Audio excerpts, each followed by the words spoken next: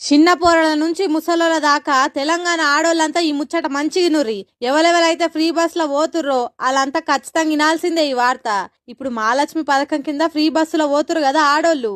అయితే మొదట్లో Aadhaar, voter ID, driving licence ఏదున్నా జీరో టికెట్ ఇచ్చిర్రు. తర్వాత రాను రాను ఏమైందో ఏమో, ఆధార్ కార్డు తప్ప ఏ కార్డు చెల్లది. అందులో అప్డేట్ అయిన ఆధార్ ఉంటేనే నడుస్తుందని చెప్పిర్రు. అట్లా కొందరిని బస్సులు దింపేసిర్రు, కొందరు తన పైసలు వసూలు చేసి టికెట్ కొట్టిర్రు. అయితే గిట్లనే ముదావత్ రమేష్ నాయక్ అనేటైన ట్విట్టర్లా ఆర్టీసీ ఎండి వీసీ సజ్జనార్ను ఈ ఫ్రీ బస్ ఎక్కాలంటే ఉత్త ఆధార్ ఉంటే సరిపోతుందా, అప్డేట్ ఆధార్ కావాలనా అని అడిగిండు.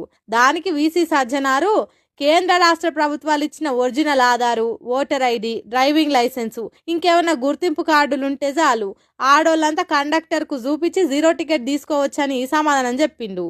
కాబట్టి ఇప్పటి సంది మీ మీద ఏ కండక్టర్ ఓటర్ ఐడి నడవది, ఆధార్ అప్డేట్ ఉండాలి అని నోరు వారేసుకున్నా సప్పుడు చేయక సజ్జనార్ చెప్పిన సమాధానం తీసి చూపిర్రు.